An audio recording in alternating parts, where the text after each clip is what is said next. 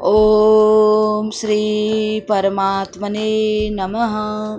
आदरणीय भक्तजनों, सादर प्रणाम। हम आज पुरुषोत्तम मास की परमा एकादशी की कथा को श्रवण करेंगे। जय गणेश गिरिजासुवन मंगल मूल सुजान, विनय करें सुर नर मुनि, देहु अभय वरदान, देहु अभय वरदान।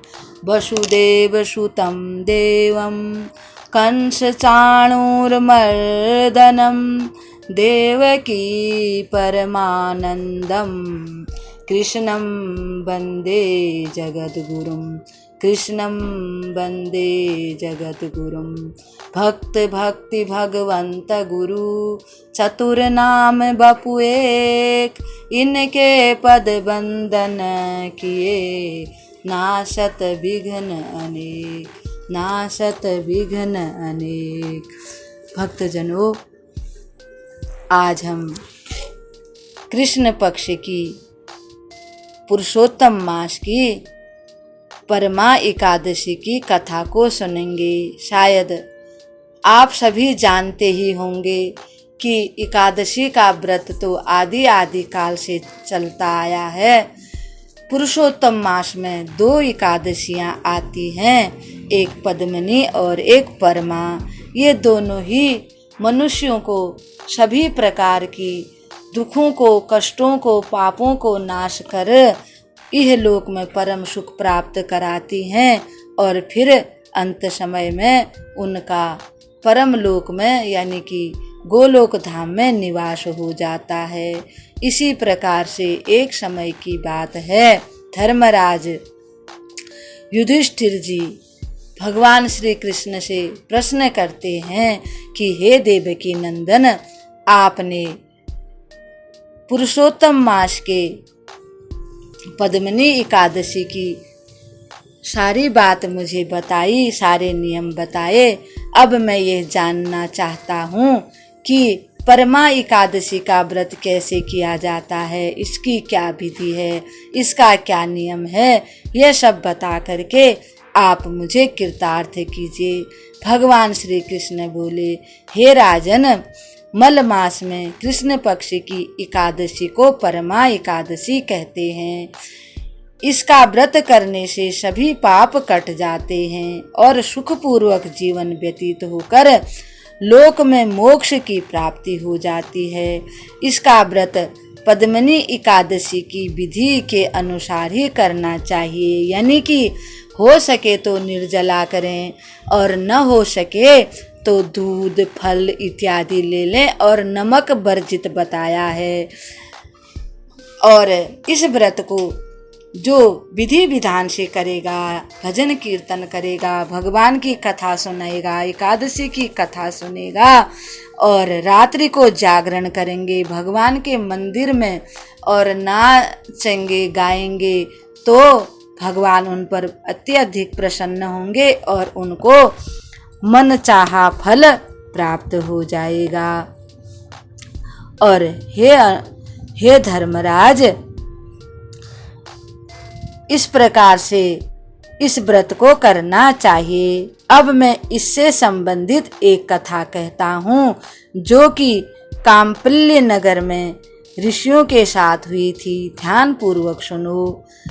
काम्पिल्य नगर में एक ब्राह्मण रहता था, उसका नाम था सुमेधा। उसकी पत्नी अति पवित्र और पतिव्रता थी। अपने किसी पहले किए हुए पाप के कारण वह अति दरिद्र थे। उसे मांगने पर भी कहीं भिक्षा नहीं मिलती थी। वह ऐसे ही फटे वस्त्रों को जैसे तैसे सिल साल कर दोनों पति पत्नी पहनते थे।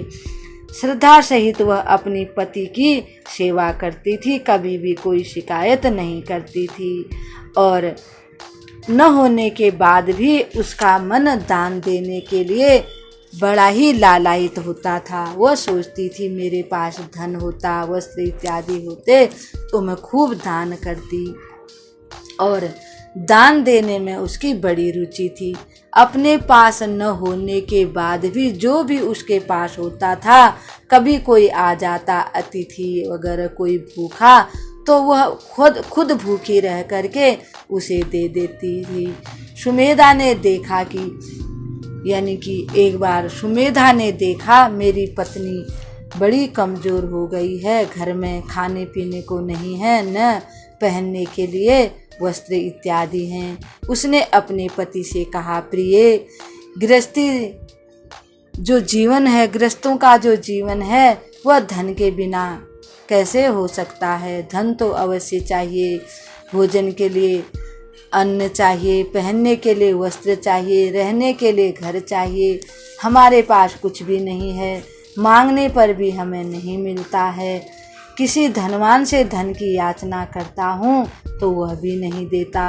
अतः यदि मैं परदेश जाकर कुछ काम करूँ, कुछ उद्योग करूँ तो कुछ धन कमाऊँगा और फिर अच्छी प्रकार से हम घर में निवास करेंगे और अपने गृहस्थ धर्म का पालन करेंगे। पत्नी ने विनम्र उत्तर दिया, हे प्राणेश्वर, हे पतिदेव, मेरा कर्तव्य तो आपकी आज्ञा का पालन करना है। पति उचित या अनुचित जो भी कहे पत्नी को वही करना चाहिए। मनुष्य को पूर्व जन्म के कर्मों का फल मिलता है। यदि कोई सुमेरु पर्वत पर रहे तो भी बिना भाग्य के स्वर्ण नहीं मिलता। पूर्व जन्म में जो मनुष्य विद्यादान यानी विद्या का दान करते हैं या भूमि दान करते हैं, उन्हें इस जन्म में विद्या और धन की प्राप्ति होती है। विधाता का लेख मिटाए नहीं मिटता, टाले नहीं टलता। यदि कोई दान नहीं करता है तो विधाता उसे केवल पानी ही देगा। दान दिया ही नहीं है तो कहाँ से मिलेगा। जैसा जो बोएगा वैसा ही उसको फल प्राप्त होगा।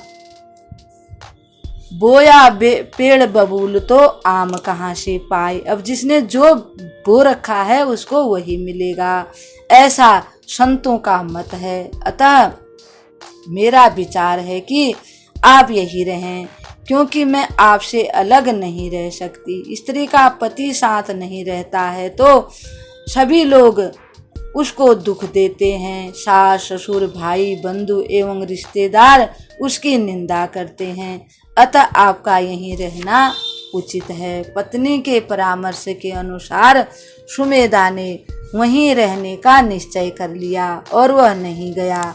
एक बार उस स्थान पर कौंडल्य मुनि आए। उन्हें आते देखकर पति पत्नी ने उन्हें प्रणाम किया और कहा, आज आपने दर्शन देकर हमें धन्य करके हमारा जीवन सफल कर दिया। यह कहते हुए उन्होंने मुनि को सम्मान के साथ आसन पर बिठाया। उनकी अच्छी प्रकार से जितना उनसे बन पड़ा सेवा की और उन्हें भोजन कराया। तब मुनि ने भोजन कर लिया और उस पतिव्रता ने मुनि से प्रार्थना की, मुनि कृपया कोई ऐसा उपाय बताकर कृतार्थ कीजिए कि हम ये दरिद्रता से छूट जाएं, हमारी दरिद्रता मिट जाए। मैंने अपने पति को परदेश में जाकर धन कमाने से रोका है, अतः भाग्य से ही आप यहाँ पधारे हैं। इसलिए मुझे पूर्ण विश्वास है कि अब मेरी दरिद्रता नष्ट होने में विलंब नहीं होगा। पतिव्रता की बात सुनकर कौंडिल्य ऋषि बोले, मल मास यानी पुरुषोत्तम मास के कृष्ण पक्ष की परमा एकादशी का व्रत करने से सभी पाप दुखों और दरिद्रता का नाश हो जाता है। इस व्रत को करने से व्यक्ति धनी हो जाता है। इस व्रत में नाच गाने के साथ भगवान का कीर्तन करते हुए रात्रि जागरण करना चाहिए। इसी व्रत के प्रभाव से महादेव जी ने कुबेर को धन का स्वामी बना दिया। एक बार कुबेर जी ने इस पुरुषोत्तम मास की परमा एकादशी का व्रत किया था। इसी व्रत के प्रभाव से सत्यवादी राजा हरिश्चंद्र ने अपना खोया हुआ राज्य पुत्र एवं पत्नी को पुनः प्राप्त कर लिया। ये हम सब जानते ही हैं। राजा हरिश्चंद्र ने सभी कुछ गुरु विश्वामित्र को दान दे दिया था। गुरु ने उनकी बड़ी परीक्षा ली थी और वे परीक्षा में सफल हो गए। और एक समय उनके शमशान में मुनि आए और उन्होंने उनसे विचार विमर्श किया और तब उनको बताया कि तुम ये व्रत करो। मुनि ने उनको फिर व्रत करने का उपाय बताया था। मुनि ने उस स्त्री को इस एकादशी के व्रत की पूरी विधि भी समझा दी। विधि हम सब जानते ही हैं।